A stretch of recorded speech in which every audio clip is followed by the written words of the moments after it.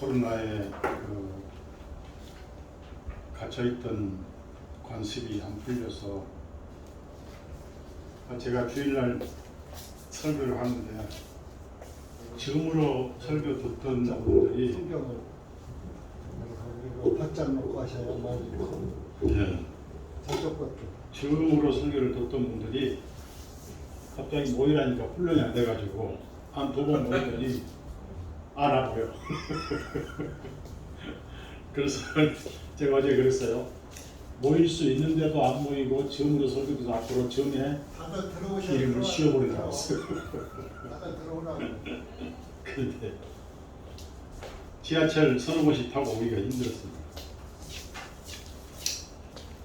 자, 점심을 빨리 먹으려면 빨리 끝내야 되니까 11시 반인데 11시 반이면 12시 반에 끝내시면 돼요. 네. 2시간만 하시고. 찬송 안녕하시다. 462장 큰 물결이 설레는 어두운 바다 저 등대의 불빛도 희미한데요. 큰 물결이 설레는 어두운 바다 저 등대의 불빛도 희미한데 이 풍랑에 배저 항해하는 주 예수님 이 배의 사공이라 나 두려움네 두려움 없도다 주 예수님 늘 깨어 계시도다 이 흉흉한 바다를 가지나면 저 소망의 나라에 이르리라 큰 풍랑이 이래를 위협하며 저 깊은 물 이끌려 달려드나 이 바다에 노저 항해하는 주 예수님 이 배의 사공이라 나 두려움 없네 두려움 없도다 주 예수님 늘 깨어 계시도다 이 흉흉한 바다를 다 지나면 저 소망의 나라에 이르리라 큰 소리로 물결을 명하시며 이 바다는 고요히 잠자리라 저 동요의 환하게 밝아올 때 나 주 함께 이 바다 건너가리 나 두려움 없네 두려움 없도다 주 예수님 늘 깨어 계시도다 이 흉흉한 바다를 다 지나면 저 소망의 나라에 이르리라. 연세도 많으시고 또 멀리서 오신 임승원 목사님 기도해 주시기 바랍니다. 기도합시다. 기도드렸습니다. 만물의 주인 되시고 생명 되시고 지금도 살아계셔서 역사하시는 거룩한 주님, 참으로 주님의 은혜 진심으로 감사드립니다. 항상 믿음 안에서 주님 나라 가는 그날까지 항상 주님을 경외하고 주님을 높이고 순종하고 주님 뜻 안에 사는 우리 목사님 모두가 되게 도와주고 있으셔서 영역간의 강건해서 주님 영광 돌려 쓰임받는 우리 목사님 모두가 될 수 있도록 은혜 베풀어 주옵소서. 오늘 또 이렇게 오메가 이렇게 모임 속에서 이렇게 또 이렇게 목사님들 이렇게 만나서 또 교제를 나눌 수 있도록 인도신 주님 진심으로 감사합니다. 오늘 또 주님의 그 말씀의 온지 우리 마음의 양심에서 그 말씀 우리 마음에 피가 되고 살이 돼서 온전히 이루어져서 우리 그 험하고 약한 세상에서 주님 붙들고 믿음 안에서 승리할 수 있도록 주님 인도해 주시고 함께해 주시옵소서. 처음 지나 끝나는 그 시간까지 함께 하시길 바라고 또 우리 서달도 목사님께서도 이렇게 말씀 전하는 이 모든 것도 지혜를 주셔서 온전히 저희들한테 잘 이해되고 잘 그 말씀 우리 마음에 화답이 될 수 있도록 주님 함께 하시고 인도해 주시옵소서. 이 모든 우리를 죄악하는 원하신 예수의 이름으로 감사하며 기도드렸습니다. 아멘. 예, 시간이 많지 않아서 마태복음 24장 찾아보겠습니다. 24장. 예.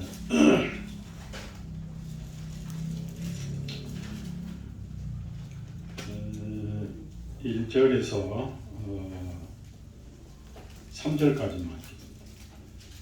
예수님께서 나가서 성전을 떠나시자 주님의 제자들이 성전의 건물들을 주님께 보여드리고자 나아오니 예수님께서 그들에게 말씀하시기를 너희가 이 모든 것들을 보지 아니하느냐. 진실로 내가 너희에게 말하노니 여기 돌 하나도 돌에 남아있지 아니하고 다 무너지리라 하시니라. 주님께서 올리브산 위에 앉아 계셨을 때에 제자들이 은밀히 주님께 나와 말씀드리기를 우리에게 알려주옵소서. 어느 때 이런 일이 있겠나이까. 또 주님께서 오실 때의 표적과 세상의 끝에 징조는 무엇이니까 아니 됐습니다.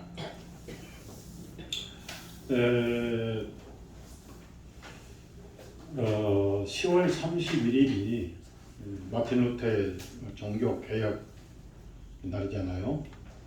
근데 최근 한 10년 전만 해도 기독교 계통에서는 이 마틴 루터의 종교 개혁을 기념을 했습니다. 그가 뭘 했습니까? 세 가지 슬로건이죠.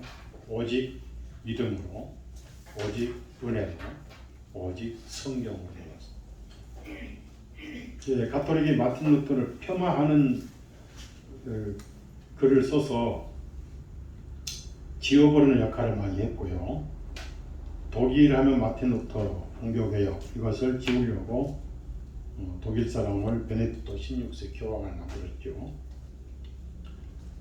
케네디 대통령이 캐톨릭 신자지만은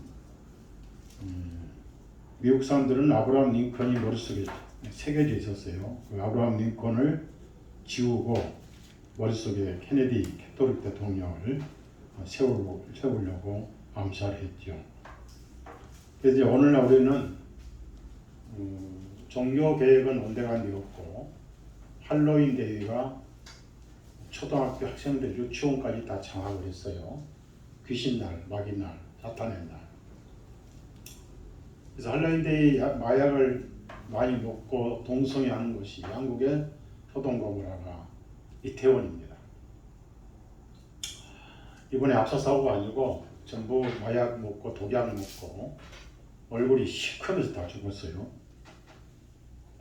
한국에 스치고 그래서 외신들이 취재를 못하게 이렇게 했고 이 모든 것은 다 배우는 마지막을 통치하고 있는 예수에 가고 있습니다. 제수이트가.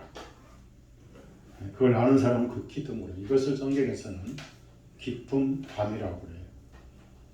그럼 이 빛을 가지고 있는 분들이 어둠이 왔다는 것은 세상이 어둡다는 거예요.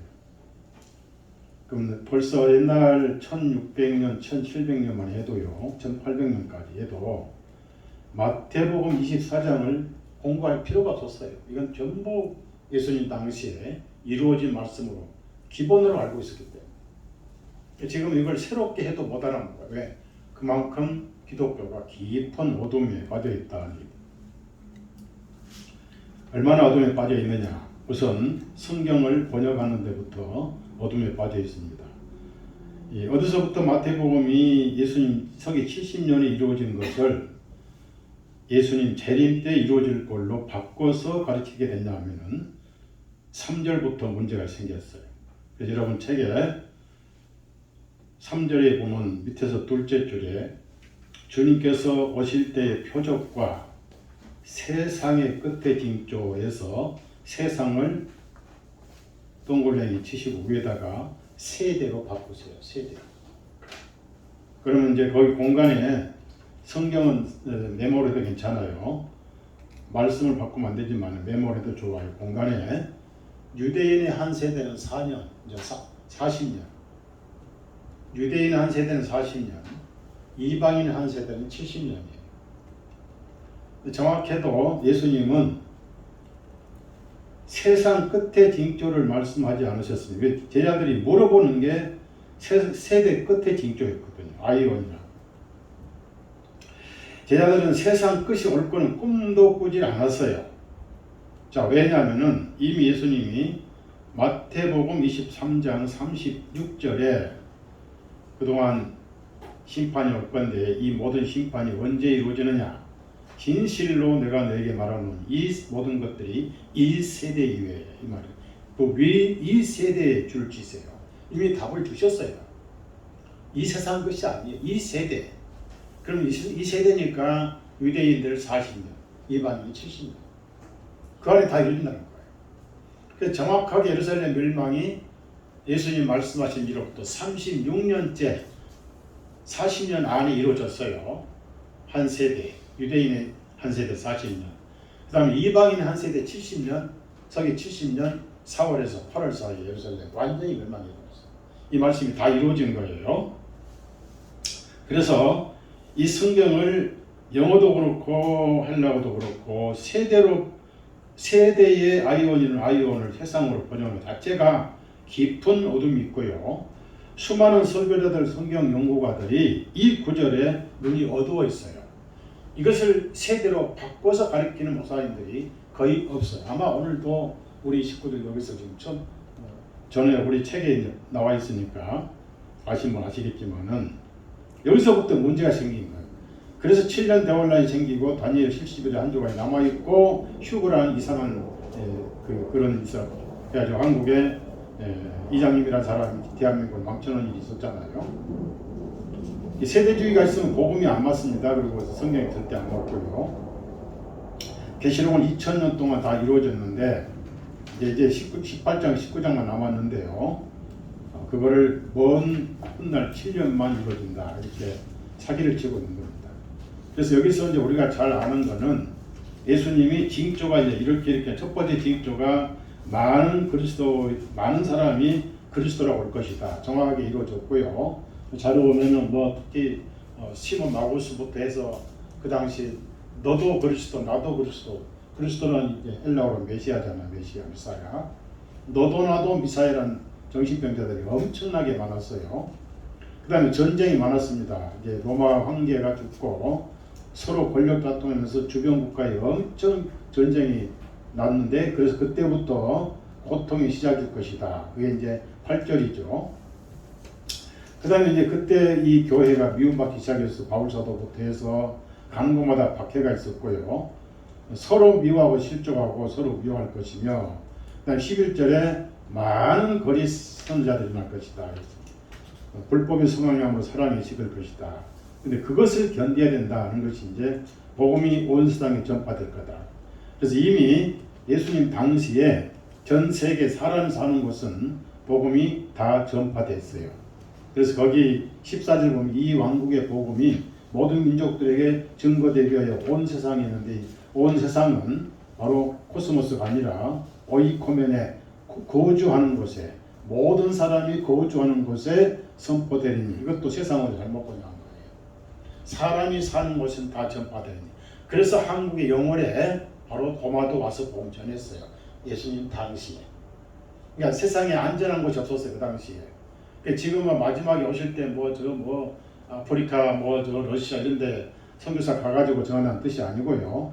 그때 다 이미 전파됐고요. 15절 보면은 다니엘의 황폐함에 쓴 것을 가정에 쓴 것을 보거든 이것은 로마 군인들이 예루살렘에 와서 성전을 장악하고 그래서 그때 16절 유대에 있는 자들은 산으로 도망하라. 지붕에 있는 자는 집안에 가지 말고 밭에 있는 자는 또 집으로 가지 말고 19절에 그날들은 아이 벤 자들과 젖먹은 자의 호가 있다. 왜? 5개월 동안 가둬버리니까 6월절 때 이제 가뒀거든요. 그런데 그 전에 누가복음 보면은 피할 길을 주셨어요. 누가복음 21장에 보면은 그 세상이 아니고 유대 민족들에게는 한계가 되어졌어요. 그래서 성경은 같이 이렇게 조화가 이루어져요. 자, 우선 누가복음 21장 봅시다. 제가 이제 이 중요한 것을 읽어드리기 전에 배경 설명할 겁니다. 누가복음 21장 20절에 너희가 예루살렘이 군대들에게 포위되어 있는 것을 보거든 예루살렘이 황폐하게 되는 일이 가까이 온 줄 알아. 그래서 예루살렘이 군대들이 포위됐는데 어떻게 도망갑니까? 21절에 그때 유대에 있는 자들은 산들로 도피하고 성읍 가운데 있는 자들은 날아가라. 마을에 있는 자들은 떠나가라. 들어가지 말라. 이것은 복수의 날들이다. 이사야 61장 8절에 복수란 말이 나와요. 23절 같은 말씀이죠. 그때들에는 아이벤자, 젖먹은 자, 화가 있다. 왜? 배고프니까 자식들 잡아먹었어요. 요세푸스 기록에 아이들을 젖먹에다 삶아가지고 다 먹었어요. 얼마나 배가 고팠던지. 여자들에게 고통이 많이 왔어요. 여자에 화가 있다. 근데 이걸 이제 세대주의로 잘못 풀어가지고 이장님이는 휴거하려면 몸이 무거우니까 휴거 못하니까 낙태를 해가지고 아이들 전부 낙태를 시켜버렸어요. 살인자죠. 성경을 잘못 알면 이렇게 무서운 결과가 나타납니다. 살인까지 하게 되는 거예요. 애들을 지워버리는 거예요. 자, 그러면 이제 군대들이 에워싸니 어떻게 도망갑니까? 천만다행으로 70년에 멸망했는데 68년에 로마 장군이 예루살렘을 포위를 했어요. 포위를 했는데 갑자기 철수해 버렸어요. 그때 제자들이 그걸 보고 이때다. 군대들에게 에워싸이는 걸 보고도 도망을 했으니까 갑자기 철수했다. 전부 연락을 했어요. 그때 전부 인편으로 전부 연락을 했어요. 그때 핸드폰이 있었으면 얼마나 좋았겠어요. 문자 짱 날리면 됐겠죠. 그런데 인편으로 해가지고 교제권에 있는 사람은 한 사람도 남지 않고 전부 다 갈리로 도망가서 살아났어요. 요세푸스 책에 그 얘기 나와요. 요세푸스 제가 원서도 가지고 있고 그가 번역한 책 제가 다 가지고 있어요. 근데 신기하게도 크리스찬들은 어떻게 알았는지 미리 다 도망갔다 나와요. 빛이 있죠. 자, 그래서 도망가고 다시는 안 돌아왔거든요. 근데 두 번째 타이투스가 와가지고 도망 못 가게 성 주변에다 흙으로 담을 쌓아버렸어요. 성을 쌓아버렸어요. 그리고 이제 5개월 동안 6월절에 모였던 한 200만 명을 포위해가지고 도망 나오면서 이제 그 말을 숨겨 나오다가 칼에 찔려서 배가 갈라져가지고 로마 군인들이 그 말을 뺏기도 하고 또 그 십자가 문자 그대로 십자가 만들어서 도망친 유대인들을 전부 하루에 500명씩 잡아다가 나오면 이렇게 못 박아버려가지고요. 이렇게 해서 예루살렘이 멸망하기 시작했는데 중요한 것은 24절까지는 이제 여기 보면은 그들이 칼에 쓰러질 것이니 모든 민족들이 사로잡혀갈 것이요 이방인들에게 포로로 잡혀가요. 예루살렘은 이방인들의 때가 충만할 때까지 이방인들에게 짓밟히리라. 이방인들의 때들이 충만할 때까지 했는데 이 이방인들의 때들이라는 것은 언제까지냐면 서기 70년이 아니고 예수님 오실 때까지 영원히 짓밟힐 거예요. 다시는 유대인에게 예루살렘은 주어지지 않습니다. 지금 이스라엘 미국은 다 가짜예요. 가짜야 가짜고. 자, 25절부터 문제예요. 거기에 해와 달과 별들의 표적이 있을 것이며 땅에서는 민족들이 당황하며 피통에 빠지겠고 바다와 파도가 울부짖. 여기서부터 이제 7년 대환란 말씀을 오해를 해버립니다. 그러면 자료를 보실게요. 마태복음 24장 아담 클라크의 주석을 보시면 나머지 읽어보시면 그 앞에 읽어보시면 다 이루어졌으니까 25절부터 이제 풀어놓은 걸 이렇게 해서 25절부터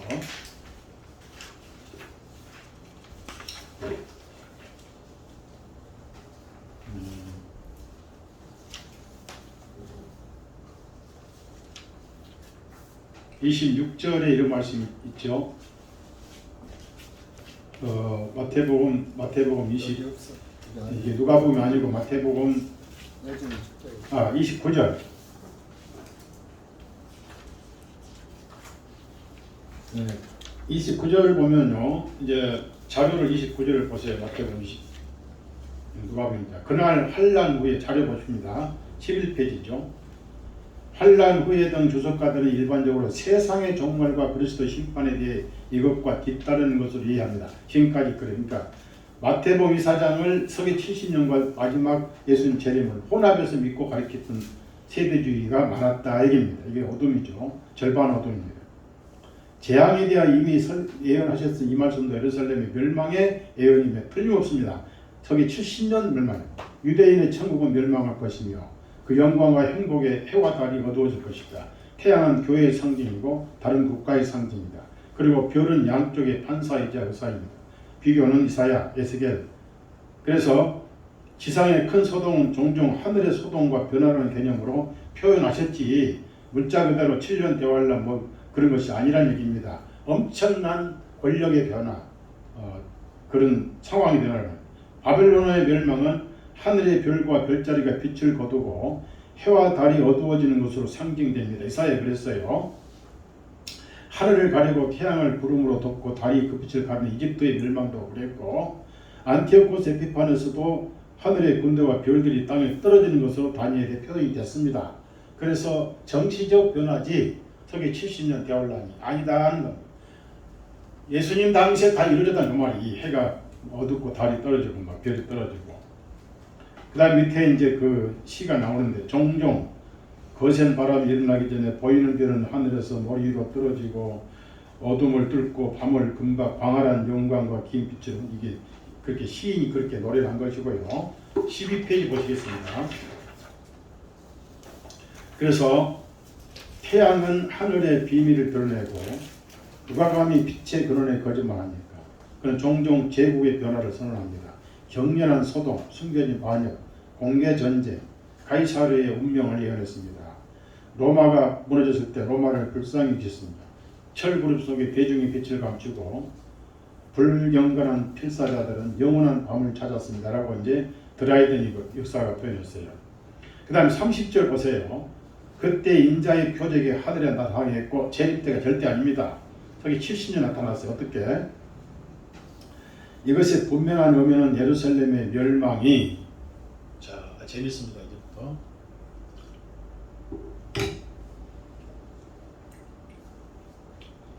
예루살렘의 멸망이 하나님의 보복의 놀라운 해가 될 것이며 그리스도의 권능과 영광의 현저한 표시가 되어 모든 유다 지파가 슬퍼할 것이라는 것입니다. 그리고 많은 사람들은 이러한 하나님의 나타나신 결과로 그리스도와 그분의 복음을 인정하게 될 것입니다. 본문에서 그 땅에 헬라어죠. 분명히 여기에 다른 여러 곳에서 유대 땅과 그 부족, 당시 거주자, 발견된 유대의 민족을 의미하지 절대로 재림 때 말세 온 세상이 아닙니다. 이게 30절의 말씀이에요. 그러니까 그 서기 70년 예루살렘 멸망이에요. 31절 또 그분이 그 나팔 소리와 함께 자기 천사들을 보내시니 그분의 사자들, 사도들, 기독교 사역자, 전도자, 후계자들을 보낼 것입니다. 큰 나팔 소리와 함께 아니면 크게 울리는 나팔 소리와 함께 평화, 생명, 구원의 복음에 간절한 애정을 외치는 복음의 나팔 소리입니다. 아멘 하시오. 여러분 다 나팔 불고 계시죠? 네? 김정희 목사님 학교에서 나팔 보면 돼. 네. 그리고 이동 목사님 나팔 부시잖아요. 주일마다. 복음의 나팔 보는 거예요. 이게 무슨 세상 종말 나팔, 일곱 나팔이 아니라는 말 계시록에. 자, 그들이 그의 택함 받은 자를 모으리라. 예수님 말씀이에요. 우리 주의 예언에 따라 반역하고 완고한 유대인들을 대신하여 이제 구원의 택함을 받은 하늘 이 끝때부터 저 끝까지 내 바람으로부터 함께 모으리라. 택함 받은 이방인들입니다. 마태복음, 누가복음. 왕국의 자녀들을 위해 법적 권리를 가지고 태어났지만 이제 그들의 죄악으로 인해 마침내 그 권리를 상실한 유대인들을 쫓겨난 자리에 오늘 저와 여러분 우리가 그 자리에 차지하고 있습니다. 복 받으셨죠? 그 말씀이에요.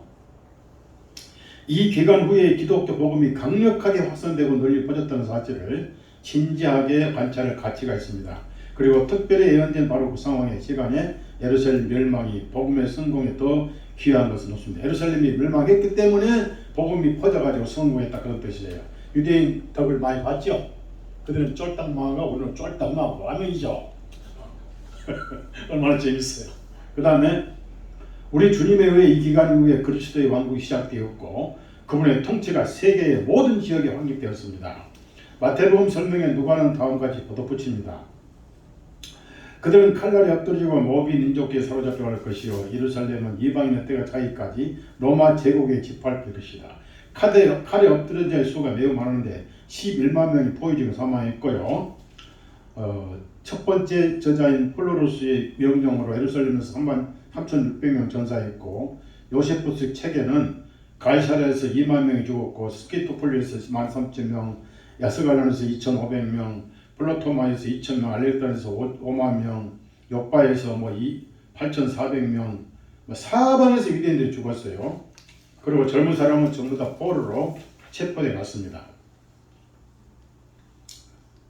그 다음에 13페이지 두 번째 줄 많은 사람이 두 번째 단락입니다. 많은 사람들이 사로잡혀 모든 나라로 끌려갔습니다. 예수님 말씀처럼 2,130명이 야파에서 잡혔습니다. 자파라고 자파.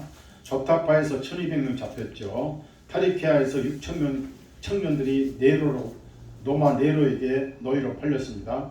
아그리빠에게 준 것 외에 다른 것은 34,000명이 팔렸습니다. 2,200명이 전면당했고요. 이두메에서 1,000명인 예루살렘이 사로잡혔고 요세푸스 얘기대로 전쟁에 포로된 수는 97,000명이고 17세 이상 된 사람들은 이집트로 팔렸고 로마 속주에 배포되어 극장에서 칼과 야수에게 짐승에 멸망당했습니다. 그 원형극장 있잖아요. 17세 미만은 노예로 팔렸습니다. 저 여자들, 소녀들. 한 곳에서 11,000명이 궁핍으로 죽었고 타이터스는 형의 생일을 축하하기 위해서 2,500명의 유대인을 학살했습니다. 형 생일 축하에 2,500명의 유대인을 학살. 예수님 거절한 죄값이 철저히 갚아진 거예요. 이 모든 일들은 인류의 사랑이라는 별명을 가진 사람들이 이루어졌습니다. 이와 같이 유대인들은 비참한 고통을 받았고 로마 속죄에 흩어졌습니다. 오늘까지도 세계의 모든 민족들을 위해 계속해서 괴로움과 흩어짐을 당하고 있습니다. 예루살렘도 주님의 말씀대로 이방인들의 집합할 것이 따라서 그 이후로 유대인의 소유가 된 적은 한 번도 없습니다. 독립도 가짜죠.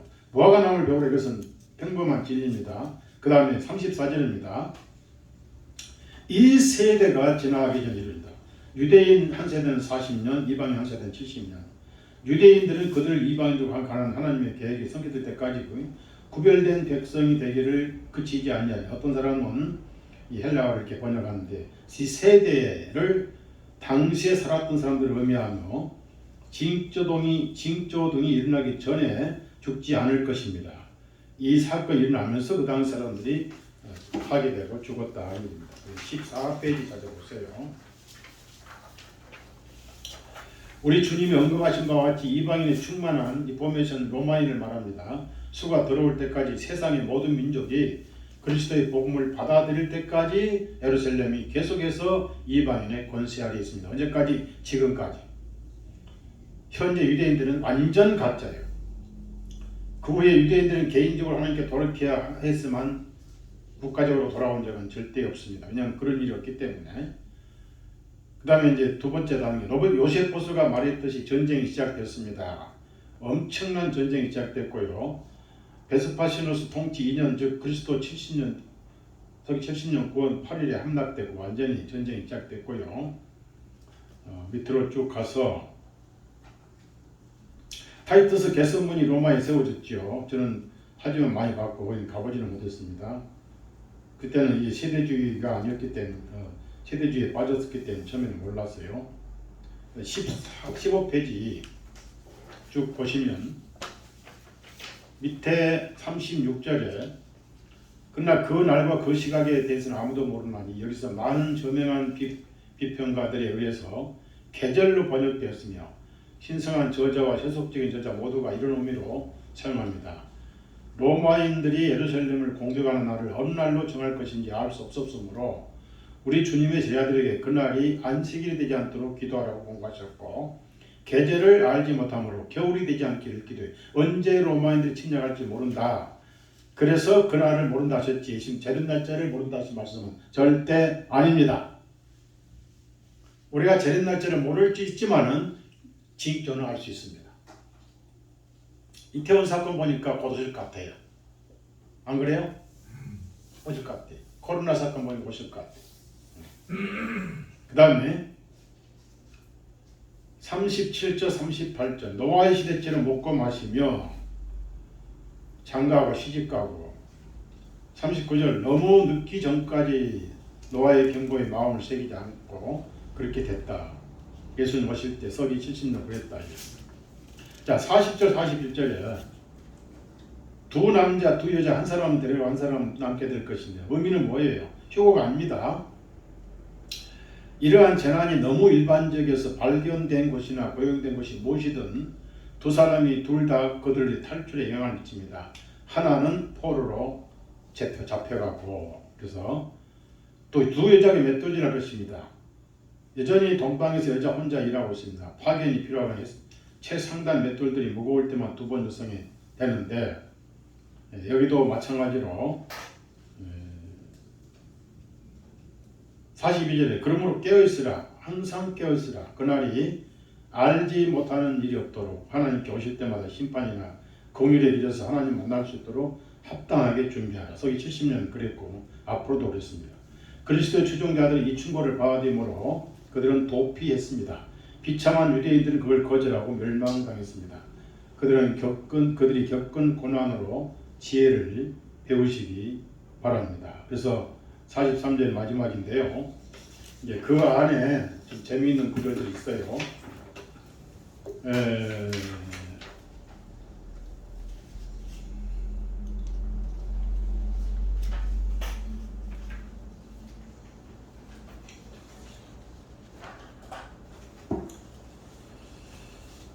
4페이지 보세요. 4페이지 보시면은 이제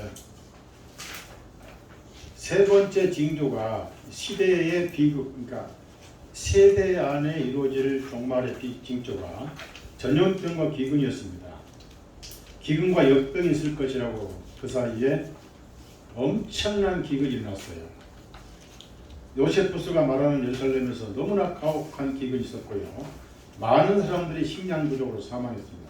전염병은 기근의 일반적인 동반자입니다. 못 먹으니까 전염병이 오지요. 그 다음 네 번째 징조, 지진과 대중적 소동입니다. 여러 곳에서 발생하는 지진, 흔들린다는 의미가 있고요. 대중적 소동과 반란, 이 단어의 진정한 의미라고 생각합니다. 우리가 그것을 지진으로 한정한다면 우리 주님께서 언급하신 그 시기 여러 번 있었습니다. 지진은 서머나 밀레도, 기우스, 사모스의 프레우트 장군, 타이투스가 말한 로마 한 사람, 하나는 네로의 통치도 있었고요. 사방에 지진이 있었고 지진 때문에 곳곳마다 폭동과 난리가 일어났고요.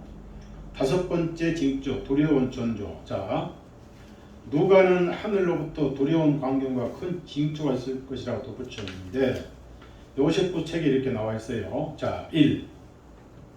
하늘의 징조입니다. 여기 70년. 큰 별이, 칼처럼 생긴 별이 예루살렘 도시 위에 매달려 있었습니다.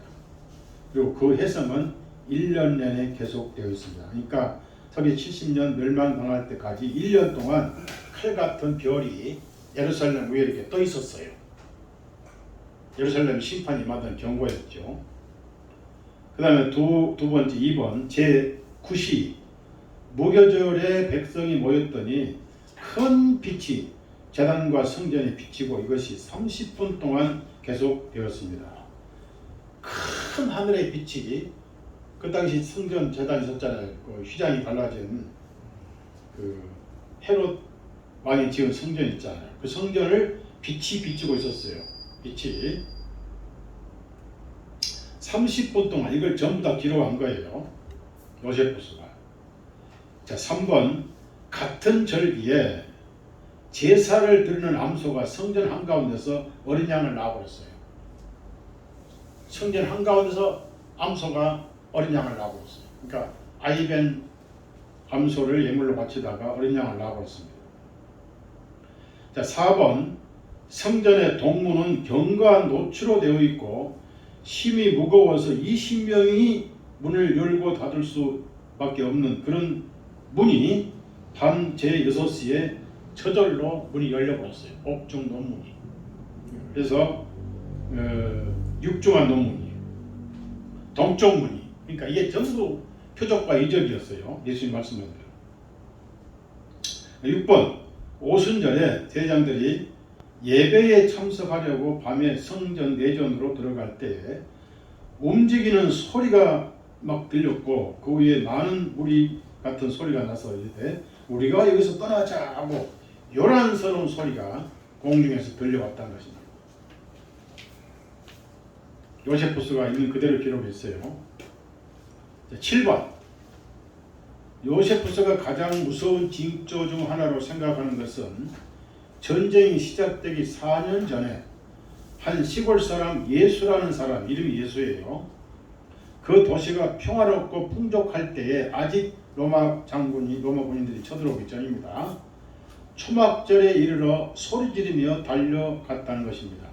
밤낮으로 거리를 따라 동쪽에서 들려오는 소리, 서쪽에서 들려오는 목소리, 네 바람의 목소리, 예루살렘을 성전을 거스르는 소리, 신랑과 신부를 거스르는 목소리, 그리고 모든 백성을 거스르는 목소리, 이렇게 소리를 지고 다녔다. 집정관들이 그를 제지하기 위해서 채찍과 고문을 가했지만 그는 여전히 애통한 목소리로 전쟁이로다 예루살렘이여 라고 외치고 4년 동안 외치고 다녔어요. 그는 여러 해 동안 이 일을 계속하면서 혼자 예루살렘 돌면서 성벽을 돌며 큰 소리로 외치면서 화 있을진저 성읍과 백성과 성전이여. 그리고 그가 덧붙여 말했더니 마지막에 화로다 나 자신에게. 그리고 그런 전도를 했다고 나중에 이 잡아다가 그 로마 포탄에 맞아서 돌폭탄에 맞아 죽었죠. 8절 이 모든 것들이 고통의 시작입니다. 괴로움과 유대 전체 땅은 고통스러운 해산에 있는 여자의 개념으로 표현됩니다. 우리 주님은 이미 언급된 모든 것이 첫 번째 고통과 고통에 불과할 뿐이며 후에 일어날 힘들고 죽음을 가져온 환난에 비하면 아무것도 아니라고 암시하십니다. 국가 전체의 재난에서 우리 주님은 기독교인의 재난으로 넘어갑니다. 이제 로마 제국이 우리 가톨릭이 우리 교회를 핍박할 것을 예루살렘을 박해한 로마 군인들에 의해서 예시를 하신 거죠. 그리고 실제로 가난한 그리스도인들이 이러한 국가적 재난의 원인으로 모함을 받아 기소되었고 그 때문에 잔인하게 박해를 받았기 때문에 참으로 그분의 추종자들의 고통은 종종 이 땅에 그 땅에 내려진 심판으로 인해 발생합니다. 그때 사람이 너희를 넘겨주어 박해받게 하고 너희를 또 죽이리니 바로 그리스도인들이 로마 군인들에 의해서 같이 고통당하는 결국 유대인들이 당한 것처럼 또 너희를 죽이리니 너희가 내 이름을 위하여 모든 민족에 의해서 미움을 받으리라. 자, 유대인들과 이방인이 함께 너희를 박해하고 괴롭힐 것이다. 이게 이제 교회가 유대인들로부터 박해받고 세상으로부터 박해받는. 그러나 이 모든 일들이 있기 전에 내 이름으로 인하여 그들이 너희를 붙잡아 박해하고 회당들과 감옥들과 넘겨주며 왕들과 치리자들 앞에 끌고 가리라. 이 사도들이 다 잡혀갔어요. 각국마다 잡혀갔습니다. 우리는 이러한 세부 사항을 완성하기 위해 사도행전 이상으로 갈 필요가 없습니다. 이미 그때 어떤 사람들은 베드로와 요한과 같이 공회에 넘겨졌고 바울과 갈릴리오보다 떠르는 통치자들과 왕 앞에 끌려간 것 같이 벨릭스 앞에서 베스도와 아그리파 앞에서 말과 지혜가 있어 그들이 대적들이 능히 대적하지 못하였으니 스데반은 그렇고 베드로와 요한도 그랬고 투옥되고 바울과 실라도 매를 맞았고 어떤 사람들은 스데반처럼 순교를 당했고 요한의 형제 야고보도 순교당했고 사도행전을 넘어 네로 치하에 유혈 핍박을 살펴보면 이런 예언이 훨씬 더 충실하게 성취되었음을 알 수 있습니다.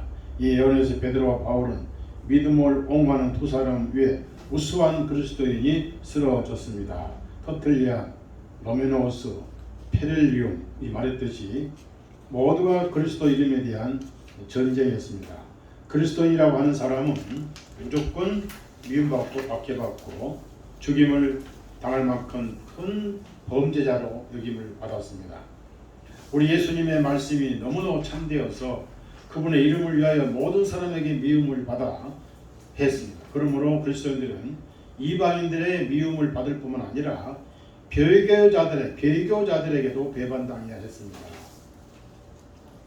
10절에 그때 많은 사람들이 실족하고 서로 배반하고 서로 미워할 것이며 이게 이제 거짓 그리스도인 참 그리스도인을 고발해요. 6.25 때도 그랬고 2차시대도 그랬잖아요. 2차시대에 시사참배한 사람이 누굽니까? 한경리 목사였죠. 그런데 목방석을 걸어가다 순교하신 분은 주기철 목사였어요. 한경리 목사는 가짜고 주기철 목사는 진짜였어요. 맞죠? 그러니까 이제 우리가 원수도 있지만 우리 안에 앞으로 배교자가 있습니다. 이제 2025년에 더 나쁜 독한 바이러스가 나올 때 이제 백신 안 맞으면 깜빵이 가둘 거예요. 그러면 이제 이걸 누가 고발하느냐? 교회인의 가짜가 고발해요. 보건소 전화해가지고 우리 목사님은 백신 안 맞고 백신 맞지 말라고 지금 합니다 하고 고자질을 쓰는 게 여러분 누가 그럴 사람인지 미리 밥 다 해놓으세요. 추계시켜버려요. 미리 이제 알아가지고. 지금 교회공이 끝났어. 있는 사람만 똘똘 뭉쳐다니 하늘로 갈 준비하고 살아야 돼. 2030년쯤 있으면 오셔요. 사도 바울은 부활했습니다. 순교 안 했습니다. 사도 바울이 네로의 전도를 2번 했어요. 마지막 2번째 끌려가가지고 전도하는데 큰 돌비동에 이렇게 세워가지고 목을 있어 칼로 치려고 하는데 갑자기 하늘에서 엘리야의 불소리가 내려가지고 사도 바울을 태우고 하늘로 올라가 버렸어요. 사도 바울은 부활 승천했어요. 여러분도 잘하는 부활 승천할 거니까 목사님 100세까지 살아계시면 얼마나 좋아요. 이별의 슬픔 없이 장례식 돈 안 들지. 뮤직값이 제가 용인공명 가보니까 뮤직값이 좋은 데는 6천만 원대예요. 6천만 원 잘 먹고 잘 쓰다가 우리 다 부활하자고. 알았죠? 살아남아야 돼. 변화지 변화. 부활이 아니고. 예? 부활이 아니고 변화. 변화. 예, 맞아요. 그러니까 헷가닥 변해서 불천에 딱 올라갔어요. 바울서. 그래서 로마에는 바울이 유적지가 없어요. 바울이 그 순교했으면 로마 가톨릭이 위대한 순교자라고 바울 사도를 엄청 빨아먹었을 거예요. 없으니까 베드로 빨아먹었던 거예요. 로마에 이 자료를 리포메이션 제가 바빠서 그걸 뿌리 때 못 해왔는데 앞으로 또 모임이 있으면은 바울서도 변화받은 그 자료를 뿌리 때 가지고 여러분 드릴 거예요. 저는 그런 정보에 굉장히 빠른. 자, 거짓 그리스도 불법의 상함으로 사랑이 식어지리라. 끝까지 견디는 자, 그 당시 그 고통 속에서도 신앙을 지켰던 사람.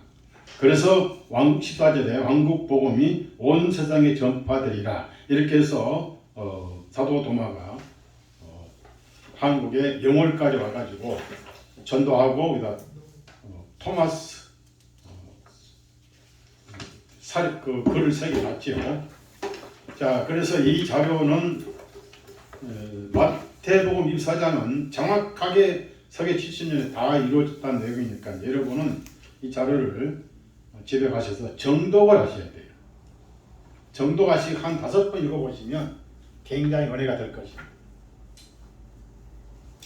그 다음에 이제 이거는 데살로니가후서 2장은 정확하게 로마 교황을 그 타이투스 누구죠? 그 콘스탄틴 황제가 로마에서 이제 이스탄불로 옮기면서 시작된 카톨릭의 권력을 폭로한 것이고 지금 막는 자는 성령님이 아니고 바로 로마 황제였다.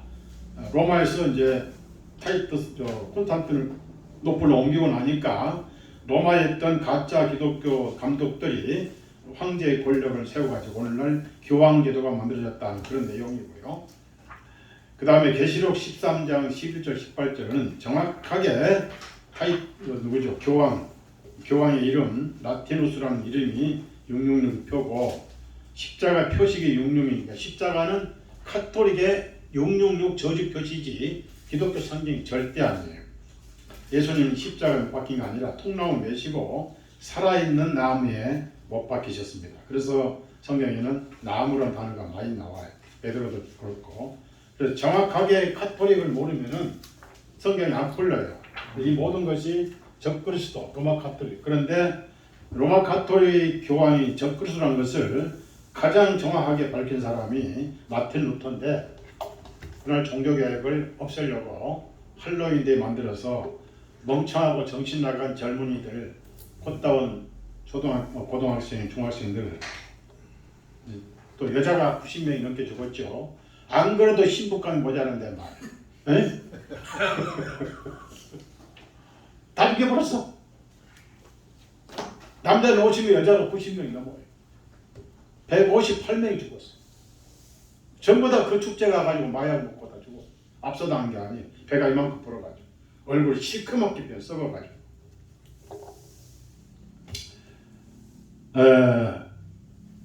한 가지 재밌는 것은 오늘 여기 우리 목사님들만 모였으니까 이제 이 교회 식구들은 덤으로 듣는 것이고 카톨릭이 2000년 동안 카렌다를 많이 변장시켜 버렸어요. 카렌다를. 이 카톨릭은 오늘 AD라고 에나 도미네 예수 그리스도 안이라는 뜻이고 BC라는 것은 비포 크라이스트 예수 그리스도 이전이라는 뜻입니다. 예수님 태어나실 때부터 BC 그전 4000년 아담 때부터 예수님 이후부터 2000 이렇게 왔잖아요. 그런데 유대인들이 카톨릭을 자꾸 카렌다를 바꾸고 로마 카톨릭이 때와 다니엘 때와 법을 변개시킬 것이며 해가지고 카렌다를 다 바꿨어. 다 바꾸고 빼가지고 이걸 찾아낸 사람이 리포메이션 성교인데 그래서 현재 2022년이 성경의 몇 년이냐? 2062년이에요. 몇 년이라고요? 2062년. 그럼 2070년에서 몇 년 남았어요? 8년. 네? 8년 남았죠? 자, 잘 들어봐요. 이방인의 한 세대는 몇 년이라고 그랬죠? 70년. 오, 기억하시네. 아, 똑똑하시네. 한동훈이랑 똑같네. 같은 항신가요? 유대인의 한 세대는 몇 년이라고 그랬죠? 40. 맞습니다. 예. 목사님은 안 늙어요. 대답한 사람 안 늙어요. 서기 70년에 예루살렘 멸망한 것은 이방인에 대한 사인이에요. 제가 구약 성경을 봤더니 절기를 지키는데 7년을 더 지킨 기록이 나와요. 성경에서 못 찾으면 이럴 수 없어요. 서기 70년은 이방인 세대의 그림자로서 2070년, 2000년에 예수님 오셔야 되는데 70년을 보너스로 더 주셨는데 구약 보니까 7년을 더 지켰더라. 1년은 10년입니다. 7년이면 70년이잖아요. 그렇죠? 70년이요. 그러니까 70은 한 세대예요. 우리 이방인들은. 그래서 2030년이 2070년이 됩니다. 그러면 거기다가 어떤 힌트가 더 있느냐? 세계정부 그레이트 리셋을 만드는 클라우드 스왑 나치당 간부였고 카자리아 유대인 마피아입니다.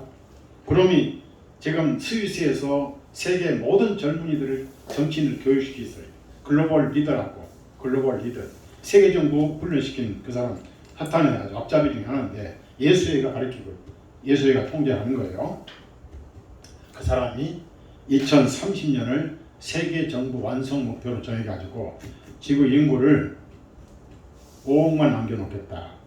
그래서 조지아주 가면 거기에 그 지구 인구를 5억만 남기고 다 죽이겠다는 식혜명 있었어요. 그 식혜명이 있었는데 그걸 누가 얼어버렸어요. 폭탄을 얼어버렸어요.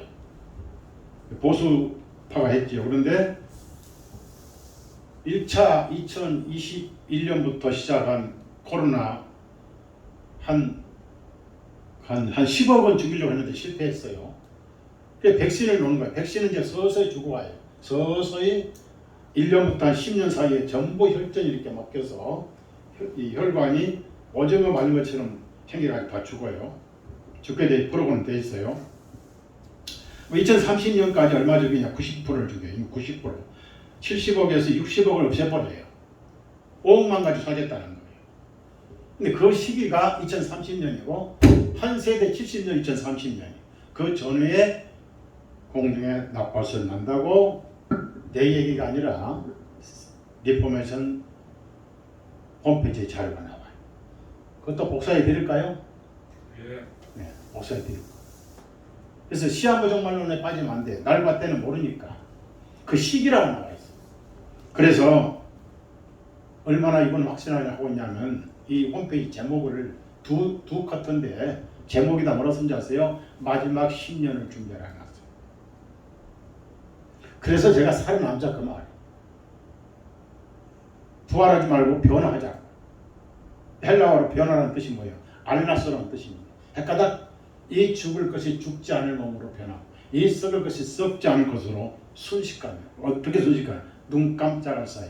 바울 사도가 이러면 막 그 고린도전서 15장 쭉 읽어보면은 전반부는 부활에 대해서 많이 강조합니다. 부활이 없으면 가장 불쌍한 자고 뭐 죽은 자고 뭐 그런데 뒤에 가서는 부활보다는 변화를 강조했어요. 그러더니 그 본인이 변화해서 올라가 버렸어요. 엘리야의 불서를 타고.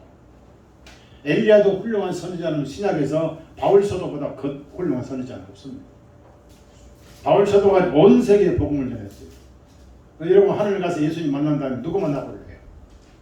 바울. 네? 바울. 그렇죠? 저는 우리 와이프부터 만나봐요. 보고 싶어요. 와이프.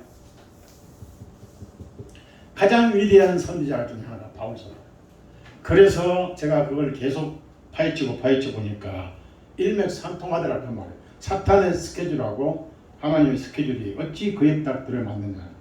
근데 코로나는 언제부터 준비했냐면은 2015년에 맨 처음 록펠러 재단에서 검사기를 개발해가지고 특허를 냈습니다. 이걸 언제 전 세계에 수출했냐면 2017년, 2018년에 세계 수출 다 끝냈고 우리나라는 2017년, 2018년에 코로나 검사기를 다 수입 완료를 했어요. 그 기록이 다 제가 가지고 있어요. 그런데도 정부는 그걸 속였어요. 그래가지고 코로나 터지니까 다 검사 목구멍 쑤시고 목구멍 쑤시고 그 다음에 백신 갖다가 강제로 다 맞게 하고 그리고 공포감 조성하고 백신 맞으면 모든 것이 난다. 근데 백신 맞은 사람이 더 많이 걸렸고 백신 안 맞은 사람들이 위대한 선지자. 저는 안 맞았어요. 안 맞았어요. 한 번도 안 맞았어요. 네. 그런데 백신 맞은 사람이 더 많이 걸렸어요. 왜? 면역이 떨어지니까. 그 혈전이 생기니까 피가 안 통할 거 아니에요. 동영상도 나오고 뭐 자료도 많습니다만 그래서 마지막 인류를 죽이려고 별짓 다 할 겁니다. 2025년 그 디글이라는 그 회사가 있는데 이 미 국방부 위탁 회사예요. 국방부에 정보를 주는 회사인데 거기서 2025년 인구 예측표를 만들어 놨어요. 선진국이 제일 많이 죽어요. 후진국이 제일 안 죽어요. 후진국은 돈이 없으니까 백신을 못 맞은. 인도네시아는 그대로. 대한민국은 너무 잘 살아서 백신 사다가 4번씩 맞히니까 많이 죽어요. 2025년까지 얼마 죽느냐? 1,500만이 죽게 돼 있어요. 1,500만이 사라져 대한민국에서. 이걸 예측서에 나와요. 그 다음에 영국하고 독일, 프랑스, 미국이 인구가 제일 많아요. 인구가 3억이 넘는 인구가 9,900만 남아요. 미국. 불행히도 우리 애들은 둘 다 백신을 맞았어요. 이 아버지는 구식 인물이라서 안 통한다. 안 통해. 그러니까 소용이 없는. 와이프는 회사에서 안 맞으면 쫓아본다. 내가 그냥 한 번을 맞았어요. 더 맞으면 쓰러진다고 징징이 울어라. 두 번, 세 번 맞으라 소리 안 하고 있는데 그래도 몸이 피곤하대. 혈액순환이 안 돼. 한 번 더 맞으면 내가 정말 가만 안 두겠다. 어떻게 가만 안 둘 거야? 이혼하지.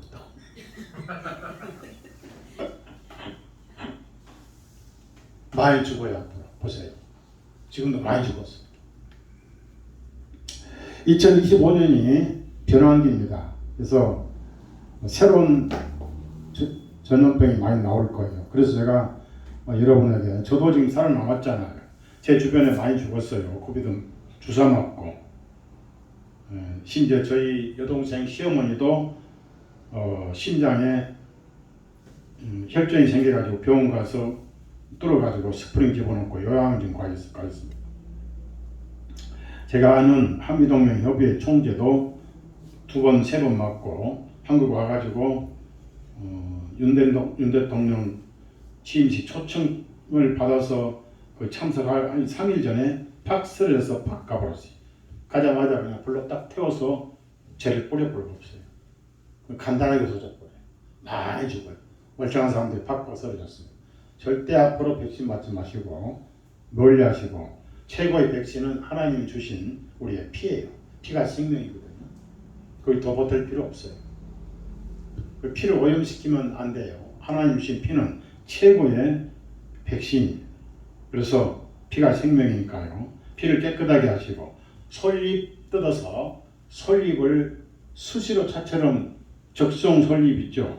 수시로 차처럼 끓여 드시면 이 백신 독이 다 빠져나가요. 거기에 이 훌륭한 성분이 있는데, 솔잎 속에 거기 그 솔잎에 있는 성분이 독을 해독시켜버려요. 그래서 여러분, 돈 안 드는 방법이지요. 게을러서 안 해먹지요. 백신 맞은 분들은 솔잎을 끓여서 차처럼 수시로 마시세요. 한 주먹 전자에 넣어서 끓여가지고 맛도 좋고 보기도 좋고 향도 참 좋아요. 저는 여기서 갔다가 먹였어요. 가족도 먹이고 했는데, 저는 백신 안 맞았으니까 백신 맞으라고 하루에도 수번씩 문자가 옵니다. 그리고 이제 뭐 담당 의사가 백신 안 맞냐 그러니, 나 맞았다고 말이야. 그냥 피해 나가는 거예요. 어떻든 앞으로 백신 맞히고 오실 날까지 살아계신 분들은 복이 있을 거예요. 그래서 하나님 여러분 지키시고, 그리고 앞으로 교회는 이제 뭔가 구조조정이 될 거예요. 모이지 않는 버릇이 이제 생겨가지고, 자, 아침에 뭐 옷 갈아입을 필요 없지, 반찬 준비 일찍 밥해 먹을 필요도 없지, 세면할 필요도 없지, 그냥 잠옷바람에 앉아서 소파에 앉아가지고 내 화면만 꺼버리고 말씀 들을 수 있는 게을러 빠진 세상이 됐으니까, 어디든지 앉아 있으면 말씀 들으니까 모이지를 않아요. 모이지 않으면 이미 교회는 끝난 거예요. 에클레시아 교회란 뜻이 뭐예요? 모여야 돼요. 사탄이 우리를 불러 태워도 모여서 파죽으면 되는 거예요. 안 모여요. 그래서 구조조정이 됩니다. 말씀을 다 듣게 인터넷 듣고 유튜브 듣고 줌 듣고 하죠. 그런데 그 교회를 깨는 거예요. 마귀가 완전히 깨버렸어요. 거기에 지면 안 돼요. 그래서 이제 순교적 신앙이 없는 사람들은 모이지 않습니다. 제가 어제 주일에 앞으로 모일 수 있어도 안 오고 유튜브 줌 영상 듣는 분들은 연단에서 이름을 지워버리겠다고. 물론 실제로 지울 수는 없겠지. 그만큼 이제 교회가 구조적이 되는 거예요. 복음이 끝나고 있다는 얘기죠. 그리고 대한민국에 지금 지난 3년간 사라진 교회가 2만 개가 넘어요. 사라진 교회. 다행히 우리 한 목사님 지혜가 있으셔서 코비드 전에 이걸 준비하신 거예요. 예배당을.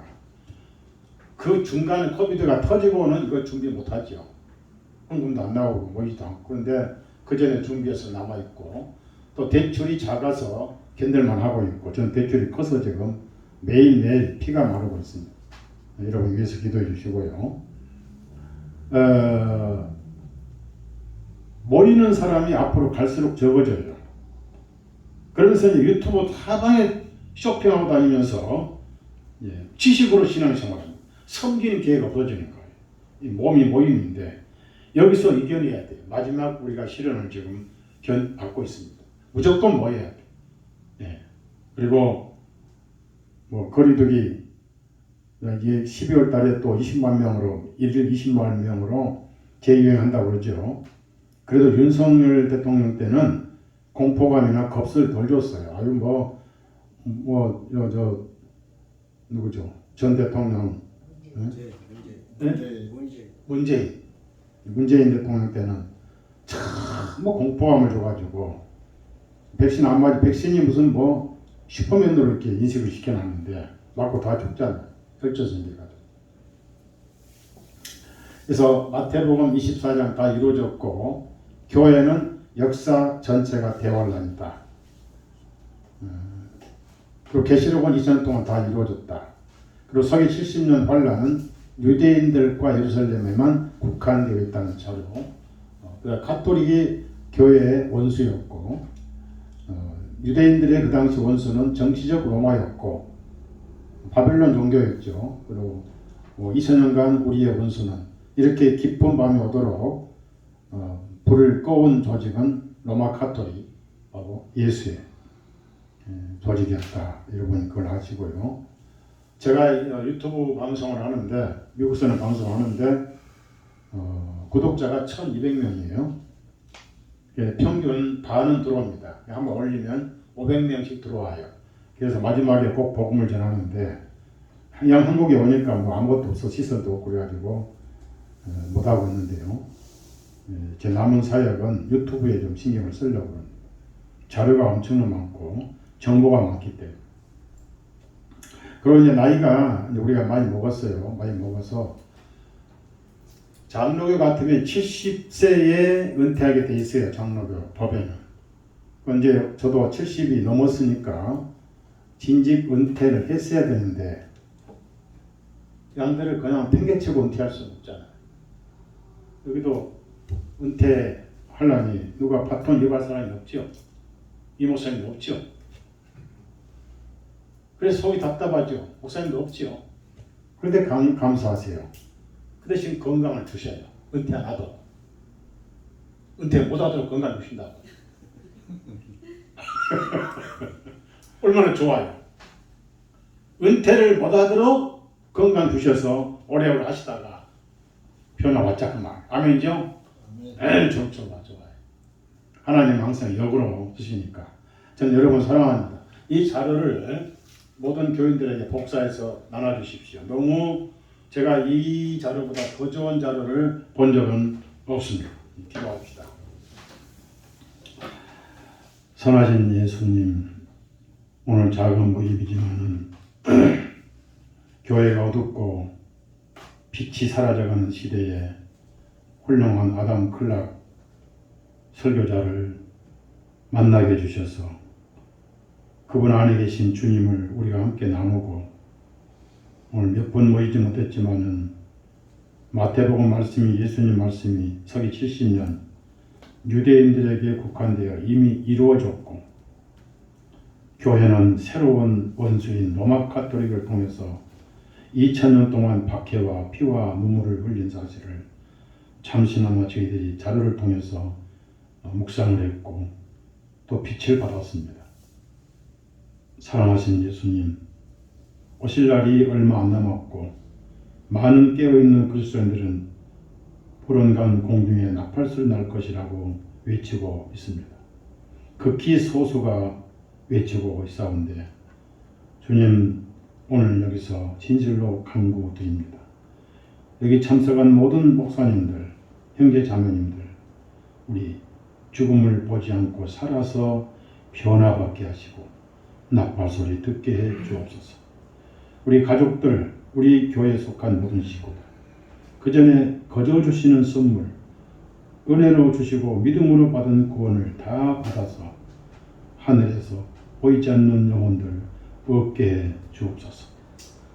오늘 귀한 모임 감사를 드리고 살아계신 예수님의 이름으로 기도드렸사옵나이다. 아멘. 마칩니다.